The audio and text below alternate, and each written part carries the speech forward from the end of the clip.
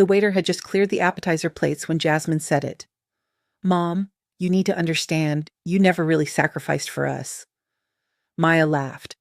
Actually laughed because surely this was some kind of joke, some new internet humor she didn't understand. Her 3 children sat across from her at this restaurant they'd chosen, faces arranged in that careful blankness people use when they're about to say something they've rehearsed. Ethan folded his hands on the table. Priya nodded like Jasmine had just revealed a profound truth. They were serious. Maya reached into her wallet, fingers finding the thing she'd carried for 23 years.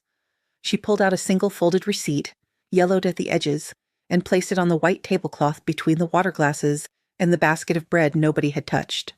"This one receipt," she said. The table went silent. Ethan's eyes dropped to it, but he didn't reach for it. Priya's therapeutic calm expression flickered. Jasmine's borrowed confidence wavered just enough for Maya to see the girl she used to be, before someone taught her this new language of boundaries and emotional labor. That morning felt like a decade ago now, though it had been maybe 10 hours. Maya had been at her desk at 4 a.m. because the Khmer legal documents wouldn't translate themselves, and the human rights lawyer needed them by Friday. Her hands had cramped around the pen. She still drafted by hand first, always had, and her coffee had gone cold in that specific way that meant she'd forgotten about it 3 separate times. The words on the page blurred. She'd blinked, refocused, kept going.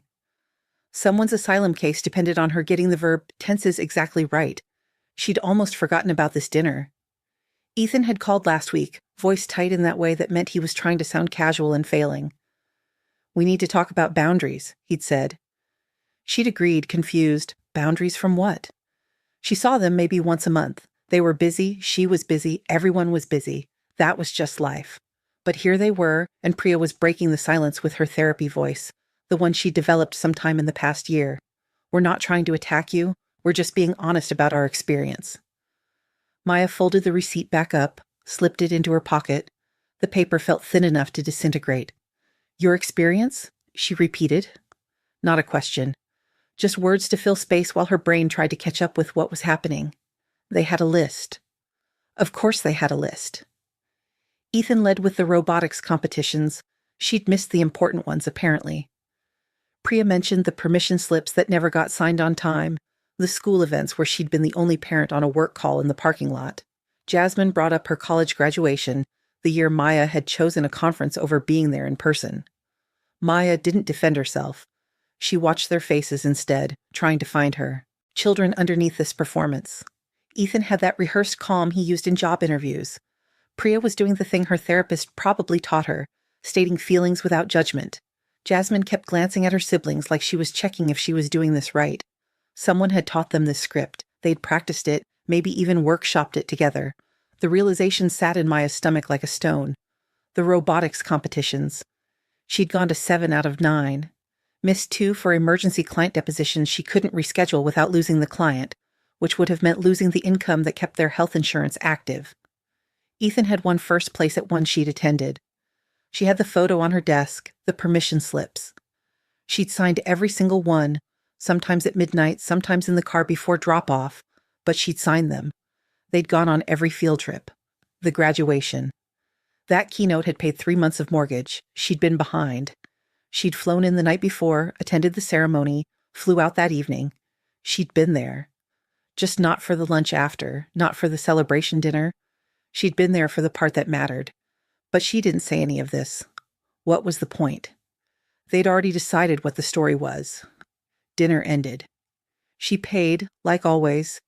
They each hugged her with the same distant pressure, the kind you'd give an aunt you see at holidays out of obligation. Walking to her car, she felt the receipt slip from her pocket onto the asphalt. She picked it up, unfolded it under the parking lot lights. Greyhound. One-way ticket. Origin. Her mother's house. A place she'd never gone back to. Destination. This city where her children had been born, where she'd built something from nothing. Date. 23 years ago. Price. Everything she'd had, which wasn't much, but it was hers. She'd been 19 and 4 months pregnant. Her mother had made it clear, fix the mistake or leave. She'd left. 2 weeks later, Maya was at Common Grounds, working on a Lao transcription when Nadia appeared. Her cousin didn't ask permission, just slid into the booth across from her with that intense expression 19-year-olds get when they're about to have a serious conversation. I need to ask you something, Nadia said, and I need you to be honest. Maya saved her document, closed her laptop. Okay. Nadia recounted a conversation from last weekend. Family friends gathered at someone's house, the kind of casual afternoon where people catch up and pretend they're closer than they are. Priya had been there. She told everyone that Maya had emotionally abandoned them, that she'd hidden behind work, while her children raised themselves. Ethan apparently had been sharing a story about how Maya never attended his robotics competitions. Not some, not most, never. And Jasmine told me directly, Nadia continued, her voice dropping. She said, she loved her career more than she loved us. The coffee tasted like aluminum. Maya set the cup down carefully because her hands wanted to shake and she wouldn't let them. But that doesn't make sense, Nadia said. You helped raise me when my mom was sick. You paid for my textbooks. You taught me to drive, remember? You'd pick me up after school and we'd practice parallel parking until I got it right. Maya remembered. She remembered a lot of things, apparently more clearly than her own children did. What prompted this? She asked. Nadia hesitated, loyalty warring with honesty on her face. Ethan's in therapy. He says he's unpacking his childhood. Sure, Maya thought. Unpack away. Just maybe check if the suitcase was actually yours first. She drove home on autopilot, memories rising like floodwater. Priya's college fund. She'd taken a second contract translating medical journals to fill it, spent 6 months sleeping 4 hours a night. Ethan's study abroad semester in Japan. She translated legal briefs at midnight for months to afford it, survived on coffee and determination. Jasmine's wedding deposit. She'd given her savings, the emergency fund she'd been building for a decade. None of them had said thank you. She'd never needed them to. That wasn't why she'd done it. At home, she found an email from Ethan waiting. Subject line, some space. She opened it standing in her kitchen, laptop balanced on the counter. Mom, we think it would be healthy to take some space. We'll reach out when we're ready. She closed the laptop. The apartment was very quiet. Outside, traffic hummed. Her neighbor's television played through the wall, muffled voices selling something nobody needed. Maya pulled out the receipt again, studied it in the overhead light. She kept it all these years as a reminder of the person she'd been when she chose them. The girl on the Greyhound bus with $47 and a future she couldn't see. The girl who'd decided that terrified was better than trapped. That girl had thought the hard part was getting on the bus. She put the receipt back in her wallet in the small pocket behind her driver's license where it had lived for more than 2 decades. Not anymore, she thought. But she didn't know what she meant by that yet. Just that something had shifted, some weight redistributing itself in a way she didn't have words for. The Khmer documents were still waiting. The asylum case still needed her. She made fresh coffee and sat back down at her desk. The work didn't care about her feelings. That was almost comforting. 1 month of silence. Maya's phone didn't ring with their voices. Text messages arrived only from service providers and clients. She worked. The translation agency sent her a new case, refugee resettlement, urgent. They needed Vietnamese to English translations of trauma testimonies for asylum cases, and they needed them fast. She met the family on a Tuesday afternoon at the agency's downtown office. Parents, 2 teenagers, they sat in the waiting room chairs, like they were ready to run at any moment, back straight, hands folded too carefully in their laps. The father kept apologizing for taking her time. She told him in Vietnamese that this was her job, that he wasn't taking anything. He apologized again anyway. The mother's hands shook when she passed Maya the documents. Maya thought of her own parents, the ones who'd stopped speaking to her when she left home pregnant and unmarried. 23 years, and she could still remember her mother's face when she'd said she was keeping the baby. Not anger, disgust. She pushed the memory away and focused on the family in front of her. They needed her here, now. That was something she understood. That evening she called Ethan. The phone rang 4 times. She almost hung up. Then his voicemail picked up and she heard his voice telling her to leave a message. So practiced and professional it could have been a stranger's. She texted instead, "Need your help with a project, pays $500. He responded in an hour. What kind of project? She typed out the explanation carefully. Refugee family. Asylum case. Multiple translators needed working simultaneously to meet the hearing deadline in 3 weeks. She'd handle the Vietnamese and Khmer primary translations. She needed him for document organization and verification, making sure dates aligned, names matched across paperwork, details stayed consistent. Priya could do cultural context research. She'd minored in Southeast Asian studies, spent a semester abroad in Thailand, and Jasmine could coordinate interview schedules, manage communications with the lawyers and the family. She didn't mention that she could do all of this herself. She'd done it before. She could do it again. Ethan's response came after 20 minutes. Is this you trying to prove something? Maya typed 3 different replies and deleted them all. Finally, it's me needing help. Yes or no? Another 10 minutes, then, yes. Priya agreed an hour later. Jasmine took until the next morning, but she agreed too. Maya suspected it was the money. She didn't care why they came, only that they would. The first meeting was at the agency on Thursday evening. The kids arrived separately, didn't sit together. Ethan took the chair by the door. Priya sat near the window, laptop already open. Jasmine positioned herself at the opposite end of the table from Maya, phone face down in front of her like a barrier. The refugee mother told her story through Maya's translation. It took 4 hours. Maya's voice shook twice, once when translating what had happened to the mother's sister, once when describing the journey across the border. She stopped, drank water, continued. The words were heavier than usual. She'd been doing this for 26 years. It never got lighter. She glanced at Priya during a break and saw tears on her daughter's face, silent and steady. Priya wiped them away quickly, but not before Maya noticed. Ethan was taking notes with unusual focus, his engineering-trained mind organizing information into systems and patterns. Jasmine kept glancing at Maya like she was seeing a stranger, someone she'd never met before who happened to look like her mother. When they finished, the mother took Maya's hands and thanked her in Vietnamese. Maya translated the gratitude for her children, then added quietly in English, "This is what I do? Every day?" Nobody responded. They packed up their things in silence and left separately, the way they'd come. The second session was Monday evening. They were translating the father's testimony about what happened to his brother. Maya had to stop 3 times to collect herself. Once to breathe. Once to drink water she didn't taste. Once because the words coming out of her mouth were making her physically ill, and she needed 30 seconds to remember that she was just the conduit, that these weren't her memories, that she'd got to leave this room and go home to safety. Her children watched her break and rebuild herself 3 times in 2 hours. During the break, Jasmine followed her to the small kitchen where the agency kept coffee and tea. Maya was pouring water from the cooler when Jasmine spoke. "How do you do this every day?" Maya turned. Jasmine's face was open in a way it hadn't been since she was maybe 15, before she'd learned to arrange her features into careful neutrality. "Someone has to," Maya said. "But how do you—" Jasmine gestured vaguely. "How do you hear all of this and then just go home and make dinner and sleep?" Maya considered lying, offering something comforting. "I don't always sleep," she said instead. "Some cases stay with me for months. I dream in the languages I translate. Sometimes I wake up and I can't remember which stories are mine and which ones I'm carrying for someone else." Jasmine processed this. Something shifted behind her eyes, some calculation being remade. Back in the conference room, Ethan had found a document inconsistency. Dates didn't match between 2 statements. The father said they'd left on a Tuesday, but the border crossing record showed Wednesday. "This could hurt their case," Ethan said. "Should we correct it?" Maya walked him through it. Trauma fragments memory. Time stops meaning anything when you're running for your life. Tuesday, Wednesday, what difference did it make when you were watching everything you knew burn behind you?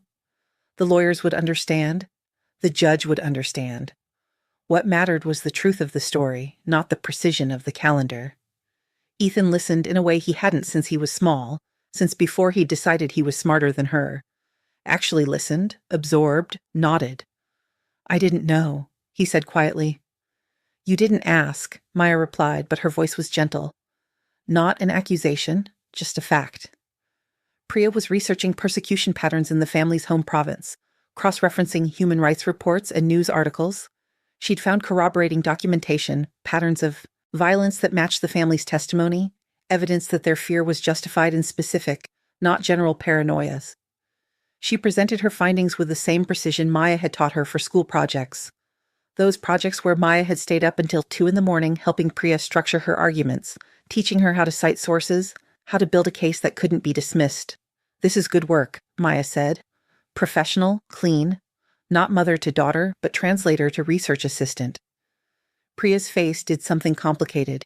You taught me how to do this. I just didn't realize. She stopped. Started again.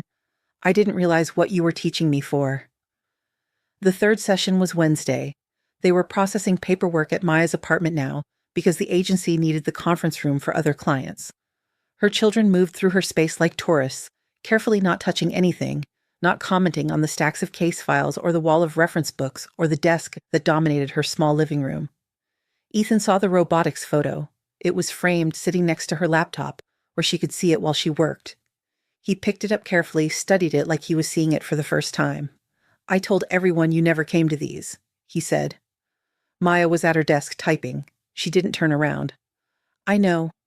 This is from States, the competition where I placed first. I know. He set the photo down carefully exactly where it had been. I don't understand why I remembered it wrong. Maya stopped typing.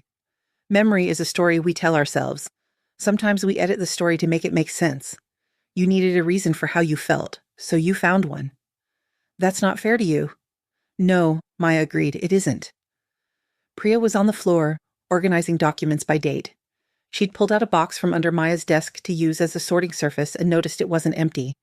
Tax returns, old ones, going back years. Sorry, I didn't mean to snoop, Priya said, but she was already looking at the top document. Her face changed as she read. This is from the year I went to college. Maya glanced over. Put it back, please. But Priya was scanning the numbers. Income.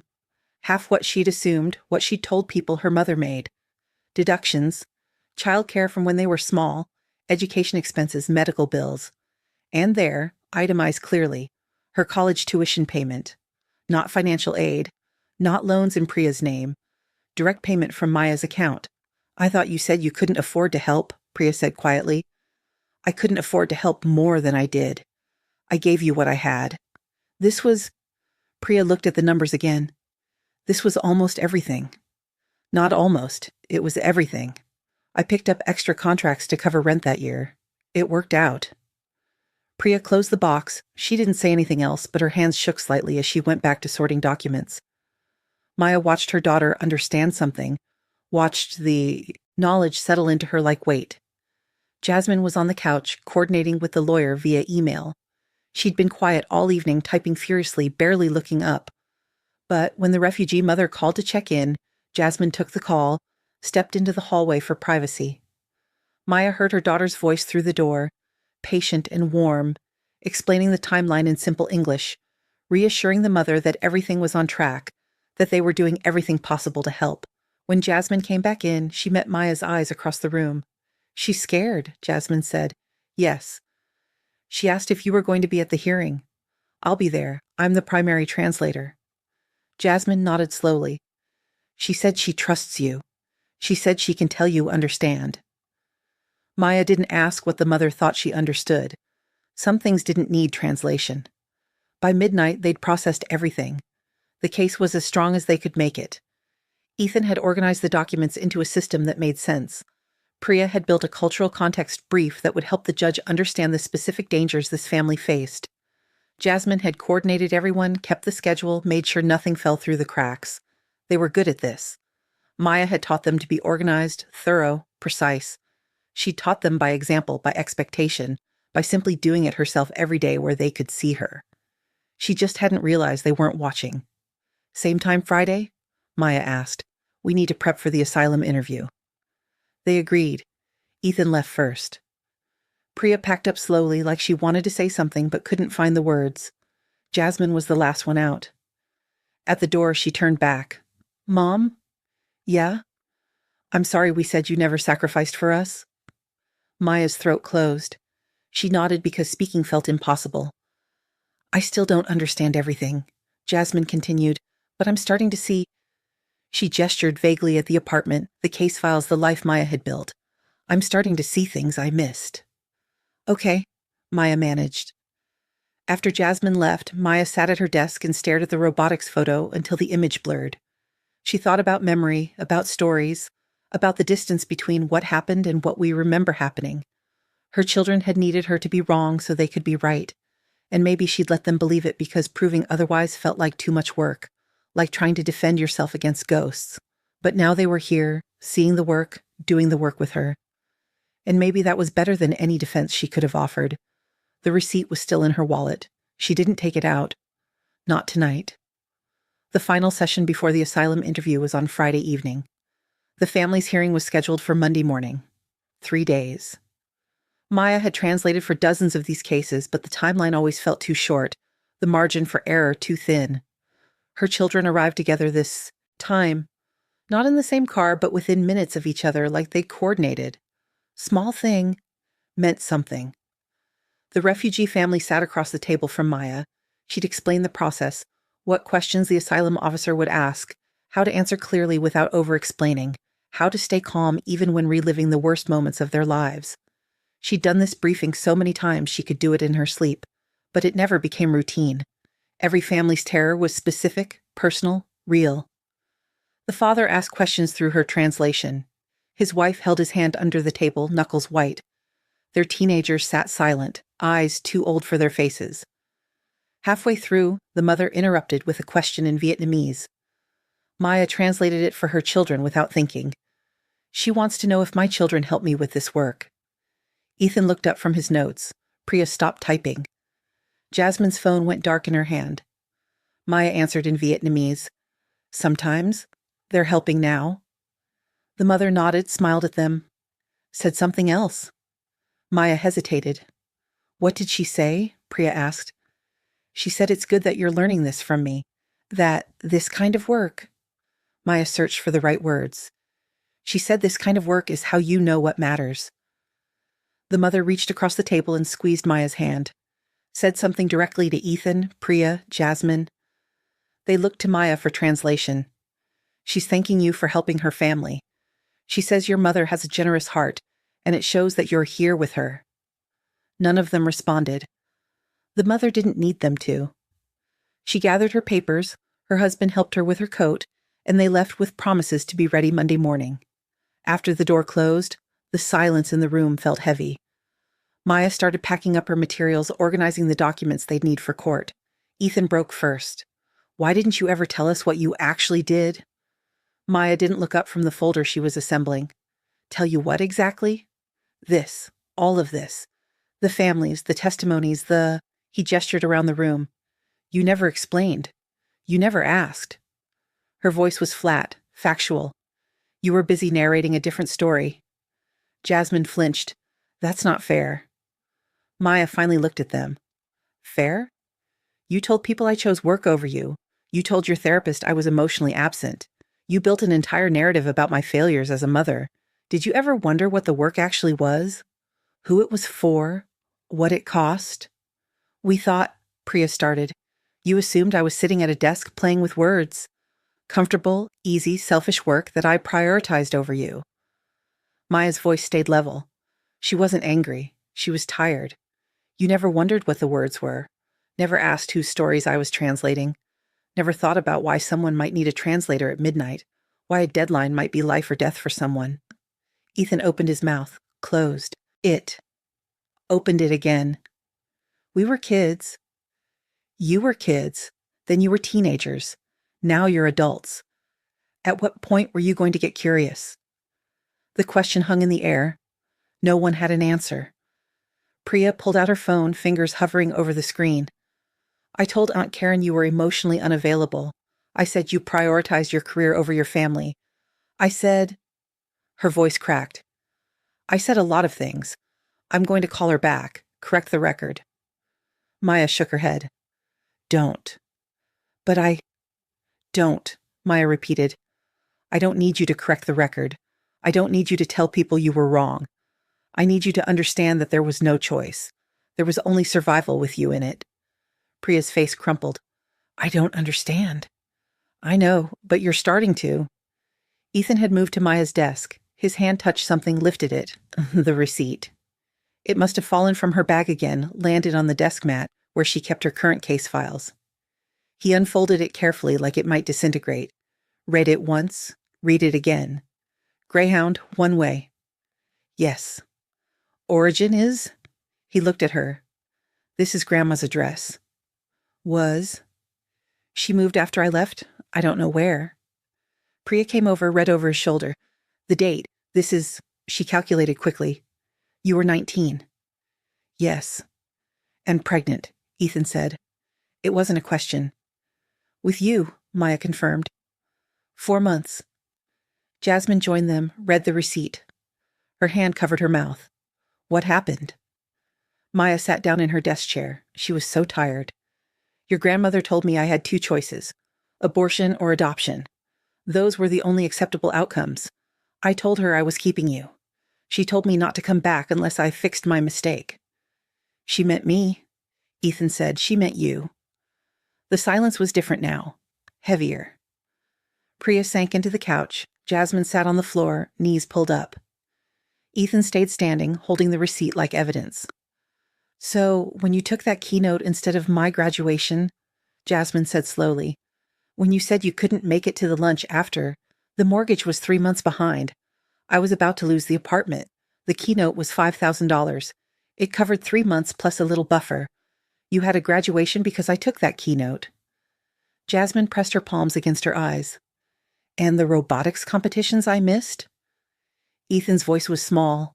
Emergency client depositions. Immigration cases where if I didn't testify, people got deported. I missed 2 out of 9. I was at the one where you won states. I have the photo on my desk because I'm proud of you. You told everyone I never came to any of them. Ethan set the receipt down carefully. I remember it differently. I know. Why didn't you defend yourself? Priya asked. At the restaurant. When we told you all those things. Why didn't you tell us this? Maya looked at her middle child. Priya, who'd gotten her intensity, her precision, her need to organize the world into categories that made sense. Would you have believed me? Or would you have told your therapist I was gaslighting you, that I was rewriting history to make myself look better? The question landed. Priya's face said she understood. They'd already decided what the story was. They'd invested in it, told other people, built their adult identities partly on it. Defending herself would have made Maya the villain trying to manipulate them out of their truth. That's not fair, Priya whispered. No, Maya agreed. None of this is fair. They sat with it. Maya didn't elaborate. She'd said more than she'd meant to already. More than enough. Her phone buzzed. Text from the lawyer handling the asylum case. All set for Monday, 9 a.m. You're cleared to translate. Family knows to meet you at the courthouse entrance. She texted back confirmation, then stood. I need to prep my materials for Monday. You should go home. Mom, Jasmine started. I'm not angry. I'm just tired. Go home. They gathered their things slowly. Ethan folded the receipt, held it out to her. She took it, slipped it back in her wallet. Force of habit. At the door, Priya turned back. Can we come to the hearing? Maya blinked. Why? I want to see... Priya struggled for words. I want to see you do this. The actual work. Not just the prep. The moment when it matters. It's not open to the public. Just the family, lawyers, and necessary personnel. Could we wait outside? In case you need anything? Maya studied her daughter's face. She wasn't sure what Priya was really asking for. If you want. We want, Ethan said. Jasmine nodded. After they left, Maya sat at her desk and stared at the case files. Monday would be hard. The family was terrified. Their case was strong, but not guaranteed. She'd translate every word of their trauma, hold space for their fear, give voice to their hope. She'd done it 100 times. It never got easier. She pulled out the receipt one more time, looked at the date, the destination, the price. $47. Everything she'd had. She'd bought that ticket with shaking hands, climbed onto a bus full of strangers, traveled 8 hours to a city where she knew no one, had no job, no plan beyond survive. She'd been so scared, 19 and pregnant and alone. But she'd also been sure. Not confident, just sure. Sure that whatever came next, she could carry it. Sure that her child deserved a mother who would choose him. Sure that she'd rather fail trying than succeed at giving up. 23 years later, that child had told extended family she'd never sacrificed for him. Memory was a funny thing. Selective. Self-serving. People remembered what confirmed the stories they needed to believe, but memories could shift. She'd watched it happen these past few weeks, watched her children's certainty crack and reformation. They were seeing her differently now. Not completely, not perfectly, but differently. It was something. Monday morning. Arrived cold and gray. Maya dressed carefully, professional but not intimidating. She'd learned years ago that what she wore mattered in these hearings. Too formal and families felt she was distant. Too casual and judges took her less seriously. She met the family at the courthouse entrance at 8:30. They were already waiting, huddled together against the wind. The mother saw her, and relief flooded her face. Maya greeted them in Vietnamese, walked them through security, guided them to the right floor. They moved like she was a lifeline, following close. In the hallway outside the hearing room, she saw her children, all three of them sitting on the bench, coffees in hand. They stood when they saw her. "You came," Maya said. "We said we would," Ethan replied. The refugee mother asked who they were. Maya explained, "My children. They helped prepare your case." The mother lit up, insisted on thanking them. She hugged each of them, speaking rapidly in Vietnamese. Maya translated, "She says you have your mother's heart. She says you'll do good things in the world." Priya's eyes filled with tears. Jasmine looked at the floor. Ethan shook the mother's hand and said something about being honored to help. The bailiff called them in. Maya touched her children's shoulders as she passed, brief, light. Then she followed the family into the hearing room and became what they needed her to be. Their voice, their bridge, their advocate. The hearing lasted 3 hours. Maya translated every word. The mother's testimony, the father's corroboration, the children's brief statements, the lawyer's arguments, the asylum officer's questions. Her voice stayed steady even when the words broke her. When the officer granted asylum, the mother collapsed into tears. The father held her. Their teenagers smiled for the first time since Maya had met them. The lawyer shook Maya's hand and told her she'd done excellent work. Maya walked out of that hearing room and found her children still waiting. They stood when they saw her face. "They got it," she said. "Asylum granted." Priya hugged her. Actual body contact, not the distant performance from the restaurant. Jasmine joined. Then Ethan, awkward but trying. Maya stood in her children's arms and let herself feel it. Relief for the family, exhaustion from the translation, something else she didn't have a name for yet. When they pulled back, Jasmine asked, "Can we buy you lunch?" "I have another client at 3. "Coffee then, just half an hour." Maya looked at their faces. Something had shifted. Not fixed, just shifted. They were trying. It wasn't enough yet, but it was something. "Okay," she said, coffee." 3 weeks passed. Not silence this time, but something tentative. Ethan texted asking if she'd eaten dinner. Priya sent articles about refugee policy with "thought you'd find this interesting" attached. Jasmine called once, said she'd been thinking about the family from the hearing, wondered if they were settling in. Okay. Small things. They meant something. Maya worked. New cases arrived. She took them. The Burmese family needed asylum testimony translated. The Lao grandmother needed medical documents for her immigration file. The Khmer teenager needed school records converted from one system to another. The work never stopped. She was grateful for that. The work made sense when nothing else did. On a Thursday afternoon, Ethan called. Not texted, called. Maya almost didn't answer because she was mid-sentence in a translation, and losing her place meant starting the whole paragraph over. But she answered. "Coffee?" he said. "If you have time." She had time. She made time. "When?" "Now? I'm near your place." They met at Common Grounds. Same coffee shop where Nadia had confronted her months ago. Ethan was already in a booth when she arrived. The same booth, actually. Symmetry. Maya didn't mention because what was the point? He'd brought a notebook. She saw it on the table as she slid into the seat across from him. He saw her notice it. "I wrote some things down," he said. "Things I wanted to say. My therapist thought it would help me organize my thoughts." "Okay. Can I read them?" Maya ordered coffee first. Let the waitress bring it, take her time stirring in cream she didn't need, then, "Go ahead." Ethan read. Apologies, mostly. Clarifications about what he'd meant versus what he'd said. realizations about assumptions he'd made.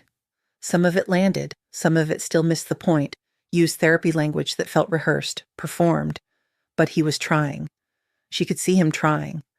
When he finished, he looked up. "What do you need from me?" The question surprised her. Direct, honest, not defensive. "I don't know," she said. And it was true. She didn't know what she needed, what would be enough, what would repair the thing that had broken. Time, maybe. Just time. How much time? I don't know that either. Ethan nodded slowly, closed his notebook. I keep trying to figure out when I started remembering things wrong, when the story in my head stopped matching what actually happened. Does it matter? It matters to me. I told people you were absent. I believed it. He gestured vaguely. I built my entire understanding of my childhood around that narrative. And now I'm realizing big chunks of it weren't true. Or weren't true the way I remembered them.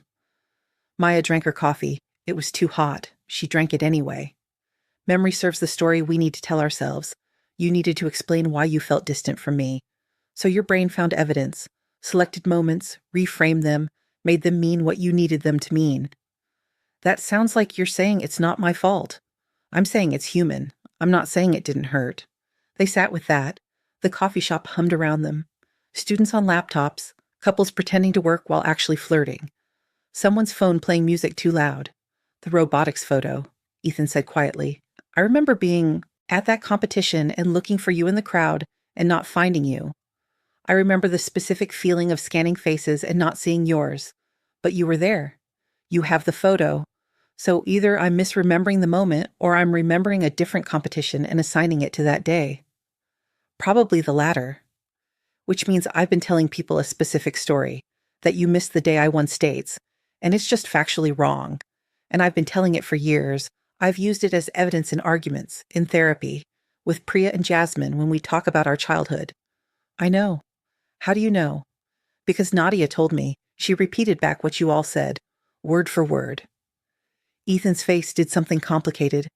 Shame, maybe. Guilt. Something heavier than embarrassment. I'm sorry. I know. You said that. I don't know what else to say. Then don't say anything. Maya searched for words. Just be more careful with your certainty next time. About me. About anything. They finished their coffee. Ethan paid. At the door, he hugged her briefly. Still awkward, but less performed than before. She watched him walk to his car, notebook tucked under his arm. She didn't feel better exactly, but she didn't feel worse. That evening, Priya sent an email, long, detailed, probably workshopped with her therapist like Ethan's notebook. Maya read it twice, once quickly, once slowly. The email acknowledged harm caused, took responsibility for statements made, expressed desire to rebuild trust, used phrases like, I'm learning to hold complexity and I'm sitting with discomfort that felt very therapy speak, but also genuine. At the end, I don't expect you to forgive me right away. I just need you to know I'm working on understanding what I got wrong. Maya didn't respond immediately. Let it breathe. Let herself sit with it. The email was better than nothing. Not enough, but better. 2 days later, Jasmine showed up at her apartment. Maya opened the door and found her youngest standing there with grocery bags. I don't know. I thought maybe we could cook together? Maya stepped aside. Let her in. They unpacked the groceries in silence. Vegetables, chicken, rice, spices, ingredients for stir-fry, something they used to make together when Jasmine was in high school, before college, before the distance. They moved around the kitchen in careful choreography. Jasmine chopped vegetables while Maya prepped the chicken. Conversation was stilted at first, weather and traffic, safe topics. Then Jasmine asked about her work. Actually asked, actually listened to the answer. Do you ever get tired of it? Jasmine asked. The heavy stories, the trauma, all of it. Maya considered while stirring the pan. Sometimes, but tired isn't the same as wanting to stop. Why do you do it? Because when I was 19 and pregnant and alone, no one was listening to me. My mother wasn't listening. Your father's family wasn't listening. Social services barely listened. I decided if I survived, if I made it through, I'd be someone who listens. Jasmine absorbed this. I never knew that. You never asked. I know. I'm sorry. They ate on the couch, plates balanced on their knees.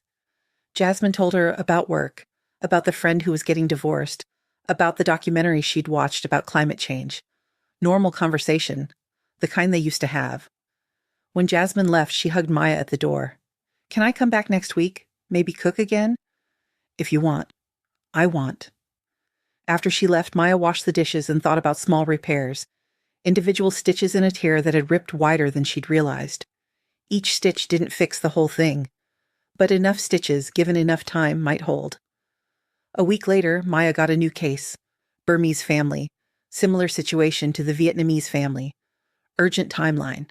Complex testimony. She needed help. She called Ethan first. "Want to work another case?" "How much does it pay?" She told him. He agreed immediately. She called Priya next, then Jasmine. Both said yes without asking about money. Small shift meant something. They met at the agency on Tuesday evening. The Burmese family was more traumatized than the Vietnamese family had been. The mother could barely speak. The father did most of the talking, but his hands shook the entire time. During translation, the father asked Maya how long she'd been doing this work. 26 years, she said in Burmese. He asked why. She glanced at her children. They were listening, waiting for the translation. Because when I needed someone to hear me, no one was listening. I decided I'd be the one who listens. She translated his question and her answer for her kids. Priya's eyes filled. She looked away quickly, but not before Maya saw. The session lasted 5 hours. When it ended, the Burmese family thanked them all. The father shook each of their hands. The mother, who'd barely spoken, touched Maya's face gently and said something in Burmese. "What did she say?" Jasmine asked. "She said I have kind eyes. She said she can tell I understand what it means to run." On the drive home, Maya thought about running. The Greyhound bus, 19 years old, 4 months pregnant, $47. No plan except survive. She'd run toward something that time, not away from something. Run toward the possibility of keeping her child, of building something from nothing. She wondered if her children understood that yet.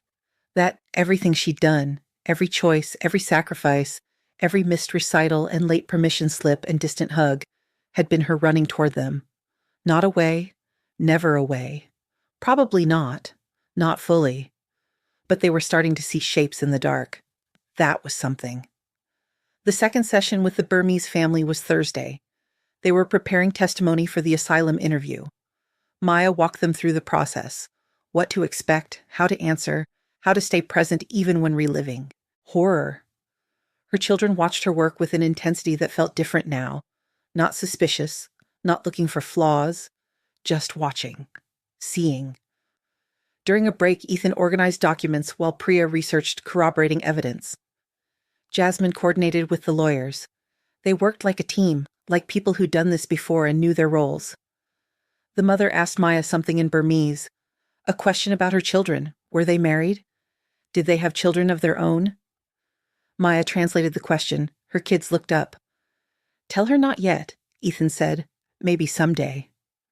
The mother nodded, smiled, said something else. "She says she can see you're a good mother, that your children respect you." Awkward silence. Then Priya said, "Tell her thank you. Tell her we're learning to see what we missed before." Maya translated. The mother's face softened. She said something to Priya directly, reached across and squeezed her hand.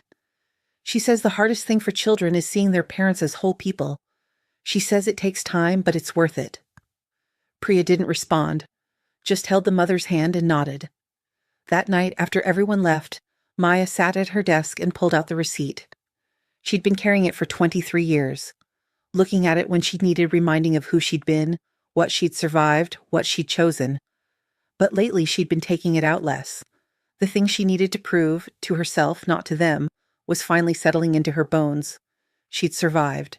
She'd chosen them. She'd built a life from nothing.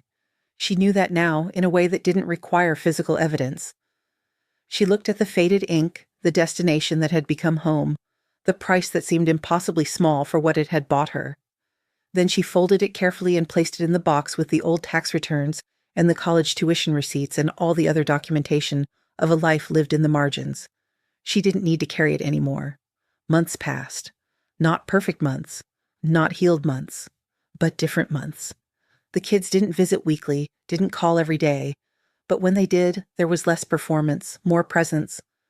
Priya asked about cases now, remembered client details, followed up on outcomes. Jasmine texted after difficult translations, asked if Maya was okay, offered to come over if she needed company. Ethan sent articles about refugee policy and immigration law, things he thought she'd find useful. Small things. They accumulated. One evening, Ethan brought his girlfriend to meet Maya. Rebecca, nervous, polite, clearly coached by Ethan on what not to say. They met for dinner at a restaurant Maya chose, neutral territory. Rebecca asked what Maya did for work. Before Maya could answer, Ethan jumped in. She's a translator, specializes in Southeast Asian dialects.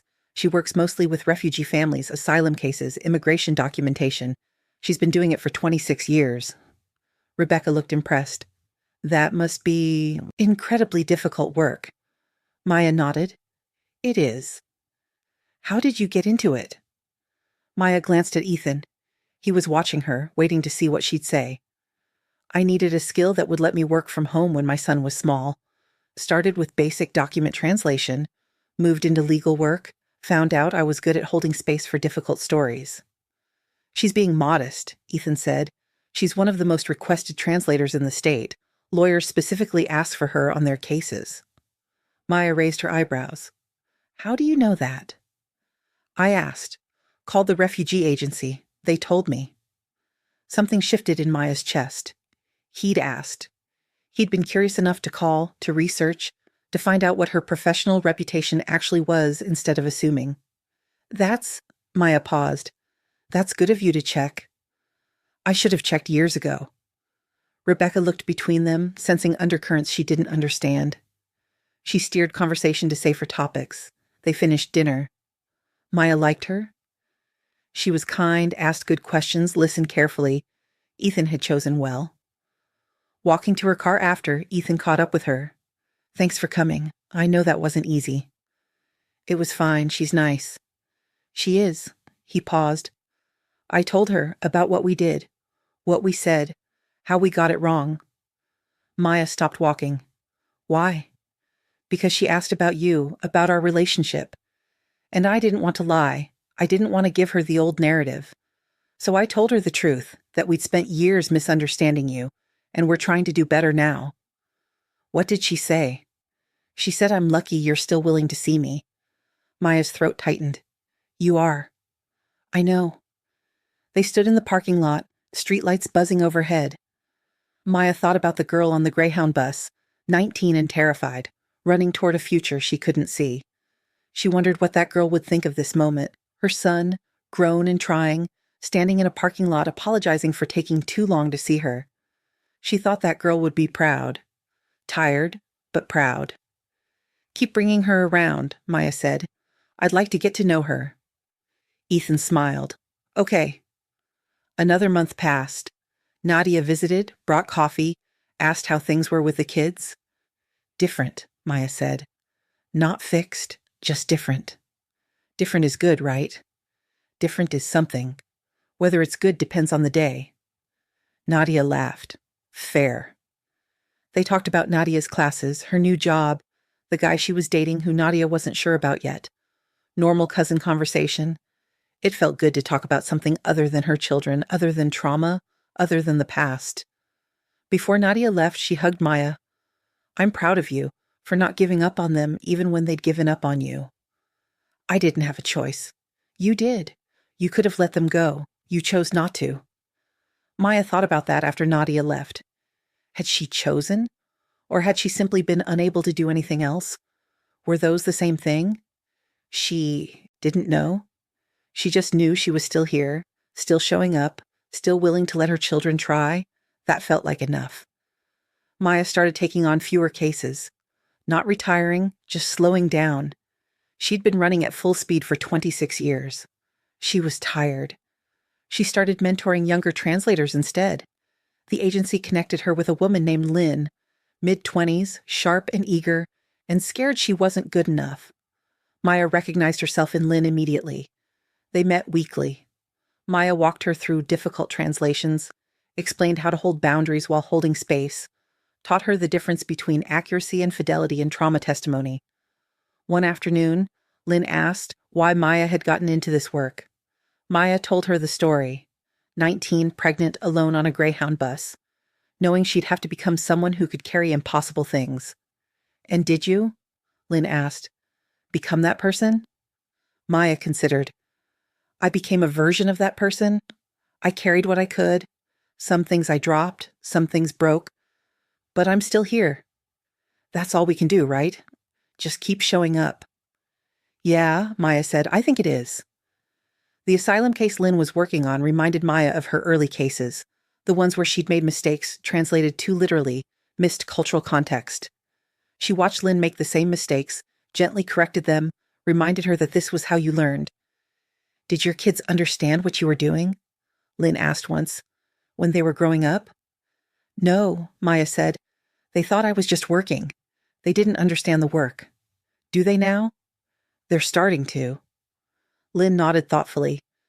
"My mom worked 3 jobs when I was a kid. I used to resent her for never being home. Took me until college to understand she was never home because she was keeping us fed." "Did you tell her?" "Not until she was dying. I waited too long." Maya reached across the table, squeezed Lynn's hand. "You told her. That's what matters." She thought about that conversation for days afterward. Waited too long. The words echoed. Her children hadn't waited too long. They were here now, trying now. But what if they had? What if they'd waited until she was dying to see her clearly? She pushed the thought away. They were here. That had to be enough. One Tuesday afternoon, Maya received an unexpected call from the agency director. A high-profile asylum case, politically sensitive, media attention likely. They wanted her specifically. The client was a journalist who'd fled after exposing government corruption. The testimony would be grueling. The timeline was tight. The stakes were enormous. "I need to think about it," Maya said. "Take 24 hours. But, Maya, this could change things for a lot of people. This case could set precedent." After hanging up, Maya sat at her desk staring at nothing. She was tired. She'd been tired for years. This case would consume her. Weeks of preparation, intensive translation, media scrutiny, emotional exhaustion. She called Ethan. "Can you come over?" He arrived 30 minutes later. She explained the case, the opportunity, her hesitation. "What are you actually asking me?" he said. "I don't know. Permission, maybe? To say no?" Ethan was quiet for a moment, then, "Do you want to take it?" "Part of me does. The part that knows this matters. But I'm so tired." "Then say no. You've earned the right to be tired." "But this journalist, we'll find another translator. You're not the only person who can do this. You're just the person they want." He leaned forward. "Mom, you've been carrying everyone else for 26 years. Maybe it's okay to put something down." Maya felt her eyes fill. "When did you get so wise?" "I had a good teacher. Took me too long to notice." She took the case, but she asked for help, brought in Lynn as her co-translator, requested a longer timeline, set boundaries about media access. She didn't carry it alone this way. That felt like progress. The case took 6 weeks. Intensive, exhausting, exactly as hard as she'd anticipated. But Lynn was brilliant.